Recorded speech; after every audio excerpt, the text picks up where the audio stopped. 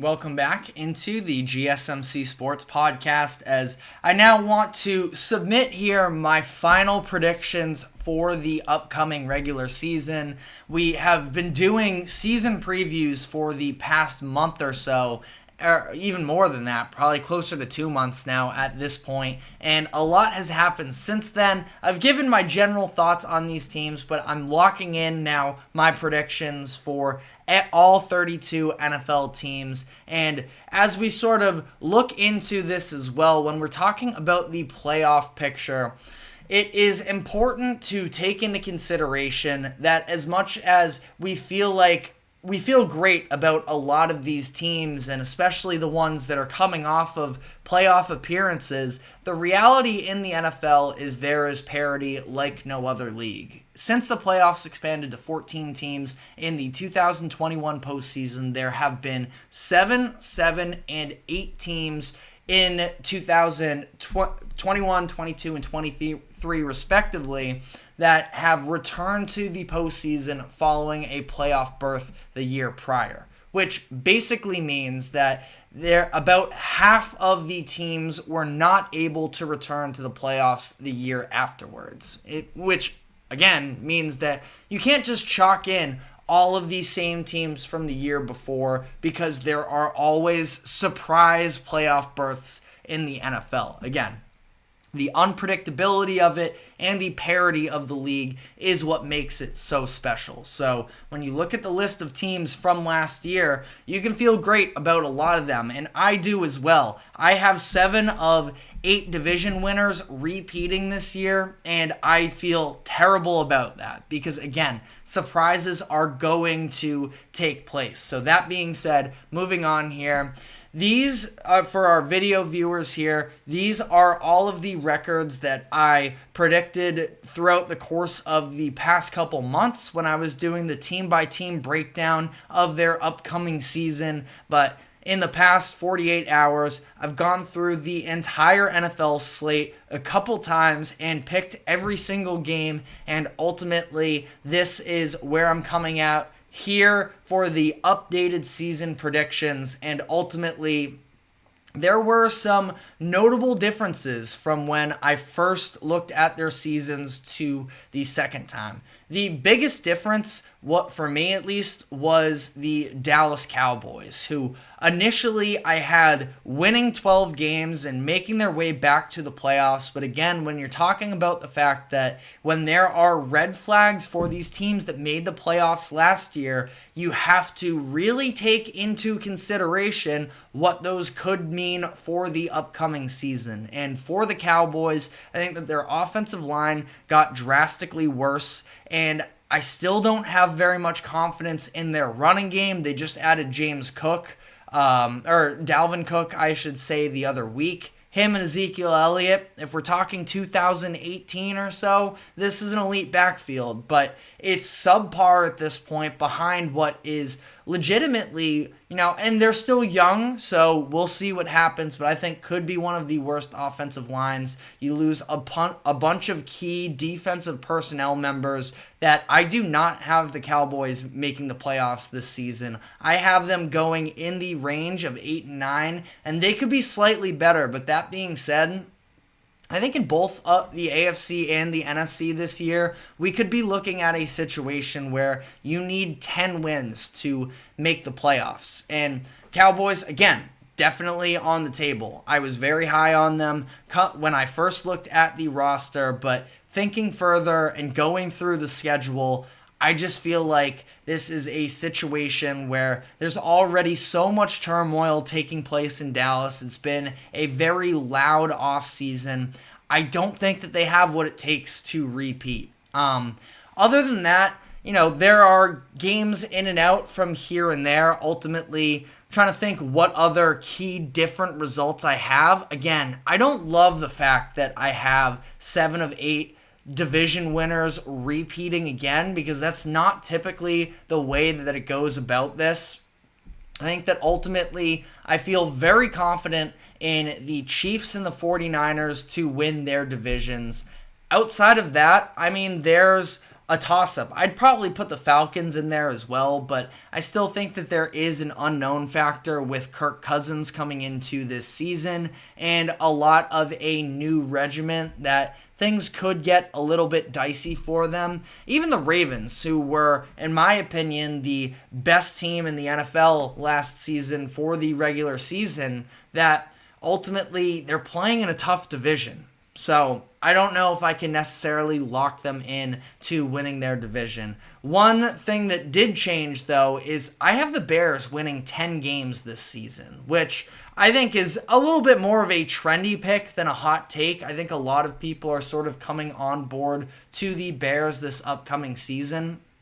I think that their roster is very talented on both sides of the ball. And I do think that they are going to be a good defense to the point where Caleb Williams, with all of the different weapons that he has, should be very capable of putting together a significantly improved offense in 2024 relative to 2023. So I think that they are also going to make a push at the playoffs. But looking at specifically the AFC teams that I am locking in for this season, I have the Chiefs, Ravens, Texans, and Bills all winning their divisions. Again, all repeat division winners from last season. Sketches me out a little bit. I think that ultimately the Bills and the Ravens both playing in two pretty talented divisions as well. We could absolutely see them get knocked off, but I think that it's going to be very close there. I have the Browns making the playoffs once again, and then I have two new additions to the AFC playoffs this year. I have the Cincinnati Bengals bouncing back,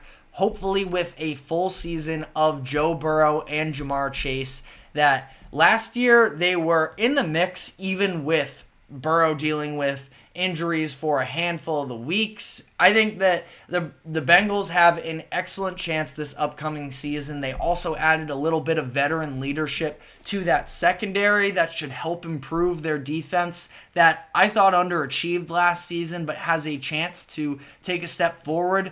And I do have the Jacksonville Jaguars, who after their 2022 postseason appearance were unable to do so last year, in large part, in my opinion, due to Trevor Lawrence's injury, that I think they have a bounce-back season. This is a little bit make or break for Doug Peterson, and ultimately, I do believe in the Trevor Lawrence once he's fully healthy, and I understand that a lot of people think that he's overpaid, and he could still be good and overpaid at the same time, but I believe in the upside there. I think this season he's able to put it together. They now finally have all of the pieces, hopefully, to... They might not have a true wide receiver one, but that being said, I do love Brian Thomas Jr. that they drafted in the first round out of LSU. I'm not saying he's going to be wide receiver one this upcoming season, but I think that he has star potential and could be a little bit of diamond in the rough. Is a little dramatic considering the fact that he still was a first-round pick, but with all of the love that was given to Marvin Harrison Jr. and Malik Neighbors and Rome Odunze, each of the top 10 wide receivers that were drafted, Brian Thomas Jr. could absolutely star for the Jacksonville Jaguars.